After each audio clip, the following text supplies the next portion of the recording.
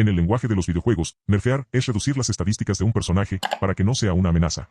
Si miramos el mapa militar global, Latinoamérica parece haber sido víctima de un parche de equilibrio permanente. Tenemos el territorio, tenemos los recursos y tenemos soldados, con una resiliencia probada, pero cuando analizamos nuestras capacidades de proyección de poder, el resultado es desalentador.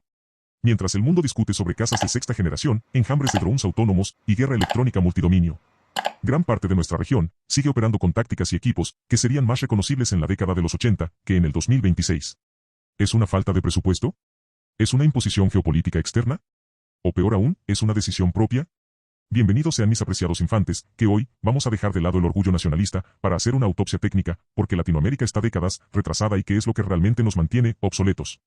Desde ya les aclaro infantes, que el tema en sí es muy amplio y complejo de explicar, por lo mismo he decidido analizar lo más sencillo posible, para que todos entendamos y no sea una clase de geopolítica y economía, algo aburrida. Dicho esto, vamos a la explicación. El gran problema de la industria de defensa en Latam es la confusión entre ensamblar y desarrollar. Muchos países anuncian con orgullo la fabricación de blindados o barcos, pero cuando miras bajo el capó, el motor es alemán, la transmisión es estadounidense, la electrónica es israelí y el acero es coreano. Lo que hacemos es soldar piezas bajo licencia. Esto no es soberanía industrial, es mano de obra calificada para empresas extranjeras. Si la cadena de suministro global se rompe, nuestra producción nacional se detiene porque no fabricamos los componentes críticos de alta complejidad. Esto nos lleva al segundo problema, y el más citado creo yo, la inversión en investigación y desarrollo en la región es penosa. Mientras países como Corea del Sur o Israel invierten más del 4.5% de su PIB en innovación, el promedio latinoamericano apenas roza el 0.6%. Esto genera una brecha tecnológica que se ensancha cada año. Sin laboratorios propios diseñando microprocesadores militares, aleaciones térmicas para motores o algoritmos de inteligencia artificial para drones, estamos condenados a ser clientes permanentes de quienes sí se atreven a invertir en ciencia. Y creo que todos estaremos de acuerdo que la falta de continuidad política es el asesino silencioso de los proyectos industriales. Para que se den una idea, el desarrollo de un sistema de armas complejo, como los buques oceánicos de la CEMAR en México, requieren de décadas de inversión sostenida. Sin embargo, ¿qué pasa en toda Latinoamérica? Los proyectos militares suelen ser hijos de un gobierno. Cuando cambia la administración, el presupuesto se corta o se redirige, dejando prototipos a medias y años de investigación tirados a la basura por celos políticos o cambios de prioridades presupuestarias. Este ha sido el mayor problema de la industria militar en la región, y de nuevo menciono a mi país, que no tengo pena en decirlo, los últimos dos gobiernos cancelaron muchos proyectos y programas, cuando la defensa y seguridad nacional nunca se debería usar como propaganda política. Pero sigamos, ahora hablemos de la base industrial de defensa. Brasil es el único que ha logrado crear un ecosistema real con Embraer y su programa de submarinos, PROSUB. Pero incluso Brasil lucha contra el costo país y la falta de un mercado interno robusto. Para que una industria de defensa sea viable, necesita vender fuera. Pero como nuestros países compiten entre sí, en lugar de integrarse, terminamos comprando soluciones europeas, en lugar de apoyar el desarrollo del vecino, lo que impide que las empresas latinas alcancen la economía de escala necesaria para competir globalmente. Otra cuestión está en la fuga de talentos.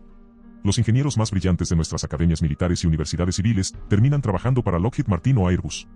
No hay incentivos para que un genio de la robótica se quede diseñando drones en su país de origen si el presupuesto para su prototipo es menor que el gasto anual en uniformes de gala. Estamos exportando la inteligencia que podría desarrollar la región, mientras importamos chatarra tecnológica de quienes sí saben retener a su gente. Pero analicemos el dinero. El presupuesto de defensa en Latinoamérica es, en su mayoría, un sistema de bienestar social disfrazado.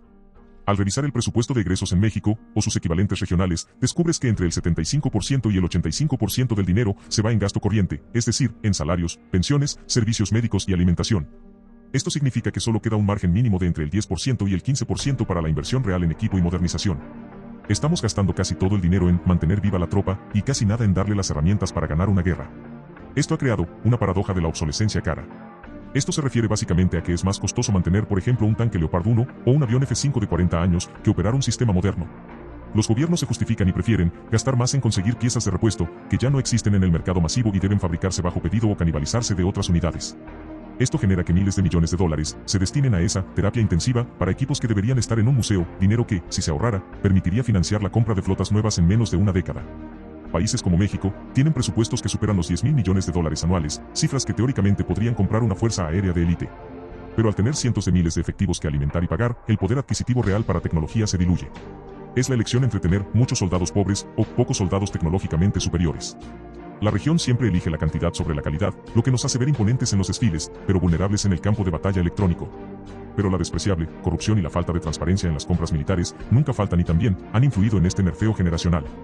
Al ser adquisiciones de seguridad nacional, muchos contratos se ocultan bajo la mesa, permitiendo sobrecostos y la compra de equipo que no es el mejor técnicamente, sino el que dejó mejores beneficios políticos o económicos a los tomadores de decisiones.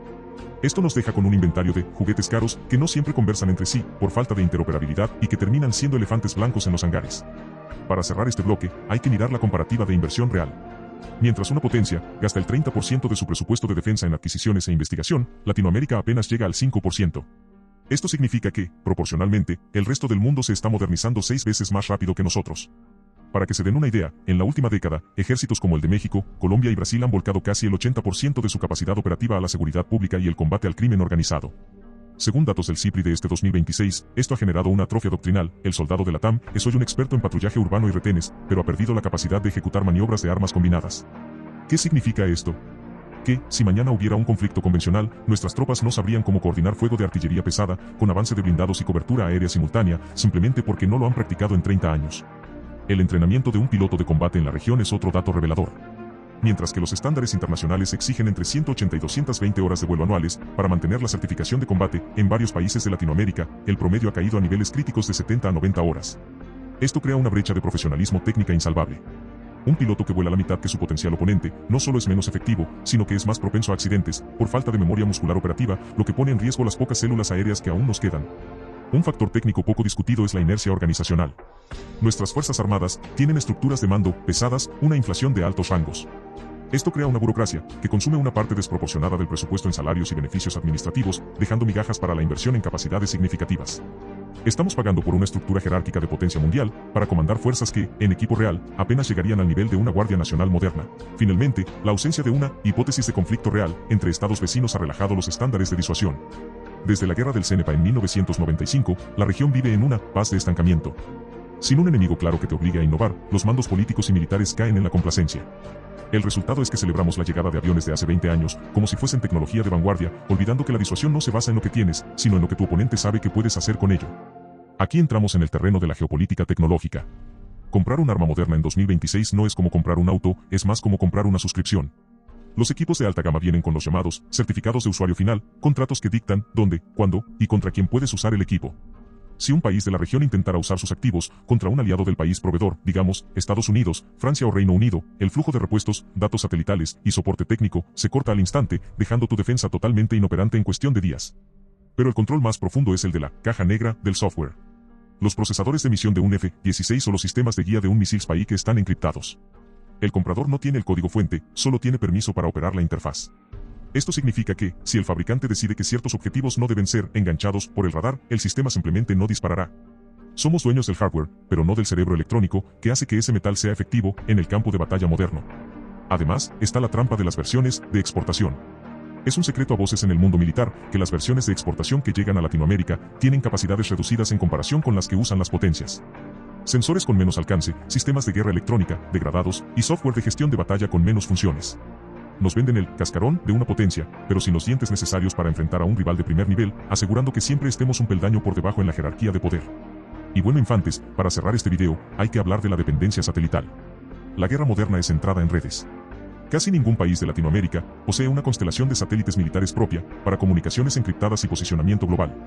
Dependemos de señales civiles o de permisos de potencias extranjeras. En un conflicto real, si el proveedor apaga la señal o la degrada, nuestros misiles vuelven a ser proyectiles ciegos de la vieja escuela, anulando cualquier ventaja tecnológica que hayamos pagado a precio de oro. Entonces, ¿por qué Latinoamérica está nerfeada? Porque hemos aceptado ser consumidores en lugar de creadores. Porque nuestras Fuerzas Armadas se han vuelto policías y nuestros presupuestos se han vuelto nóminas. Estar obsoleto no es una maldición geográfica, es una serie de decisiones técnicas y políticas que priorizan el hoy sobre el mañana. Brasil está intentando romper el ciclo, y algunos proyectos en México muestran destellos de autonomía, pero la realidad técnica es cruda. Mientras no seamos dueños de nuestro software y de nuestra industria, seguiremos jugando en el nivel más bajo del tablero mundial. Esta es la realidad detrás del brillo de las medallas y los tanques recién pintados. Ahora te toca a ti, ¿cuál de estos problemas crees que es el más difícil de resolver? ¿Es la falta de dinero o la falta de huevos políticos para invertir en ciencia propia? Los leo en los comentarios, y ya saben, aquí no venimos a que nos engusto, venimos a analizar con fundamentos. Suscríbete para formar parte de la tribu. Este fue un video más de su canal Estado de Emergencia, espero les haya gustado, sin más por el momento me despido, y nada nunca se olviden de seguir aspirando alto. Nos vemos en el próximo video, cambio y fuera.